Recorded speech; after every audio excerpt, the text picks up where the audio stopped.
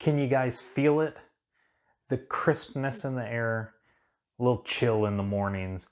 Fall is almost here. And that means one big thing in my household, and that's that it's almost hunting season. Now here in the Western US, we're about to get into the bulk of our hunting seasons. Archery elk is already firing off. It's mid-September. It's that golden time of year for that. But you're also you're coming into your rifle seasons, your muzzleloader seasons. And it's just a great time to be outdoors in the Western US. Now with that comes a whole bunch of new people to hunting.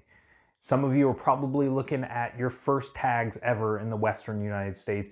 It's a really overwhelming process. I have a unique perspective to it. I've been hunting pretty much all my life, but I've only started this Western stuff about 5 years ago when I moved to Arizona. I'm going to give you guys my 5 things that I wish I would have known going into this, the new backcountry Western US game, and things that I think would have probably helped my learning curve and increased my success rates. All right, let's dive into number 1, and that is scouting is a really big deal out here.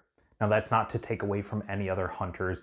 I know whitetail hunters, things like that, they do their scouting, but typically it's walking a property in an afternoon, hanging some game cameras, and then you have a pretty good idea of what's going on. But because the animals are so much scarcer here and the country is so much bigger, it's a lot more labor and time intensive in the Western US.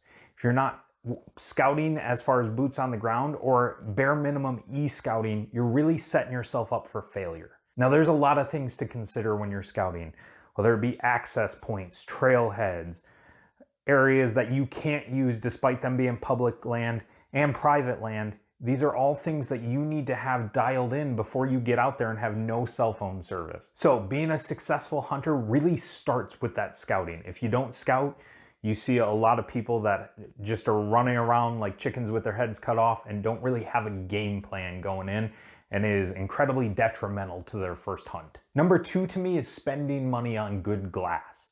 Now I'm not going to tell you what your hunting budget should be. It's unique to everybody. But what I do recommend to people is as you are setting that budget up, allocate as much money as you can to glass. For the majority of hunts in the Western US, glassing is going to save your legs and is going to be your primary means of finding animals. And guys, I'm going to let you in on a little industry secret.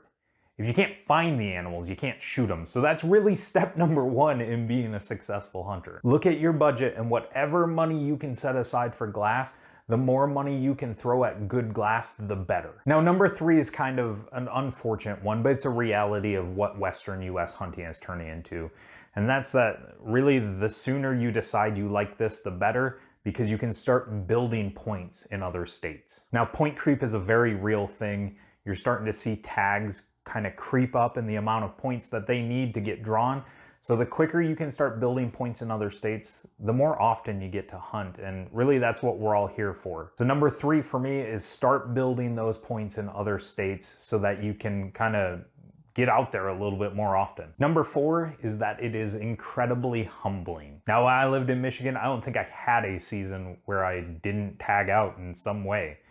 But the reality of Western US hunting is that it is always the potential that you may not tag out an animal, especially when you're at the beginning of your time out here and have that really steep learning curve. And the country is huge, the mountains are tall, and there's just a lot less game to go around.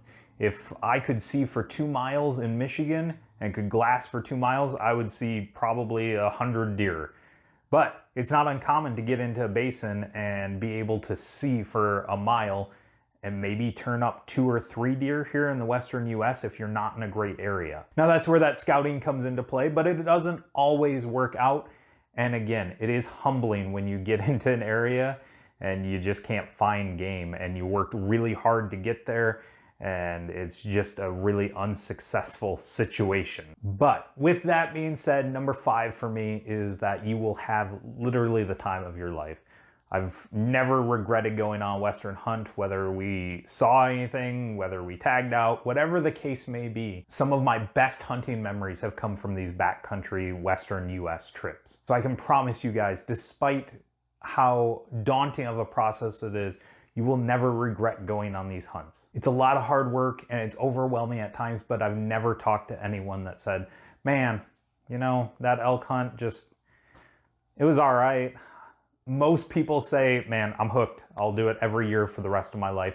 And that's really the reason these are on a lot of people's bucket lists. So I really encourage you guys, it's never been more accessible. And if you're thinking about it, dive in head first, because like I said, number 5 is you will have some of the greatest memories and the greatest times you will ever imagine. So that's it, super brief. Like I said, scouting, glass, tags, know it's gonna be a humbling process, but know it's all worth it at the end. I'm Matt with Deer and Donuts. If you like this video, as always, gotta ask that you jump down, hit that subscribe button. And if there's anything you would like to see from us at the Deer and Donuts crew, feel free to jump down into the comments, let us know. But until next time, goodbye.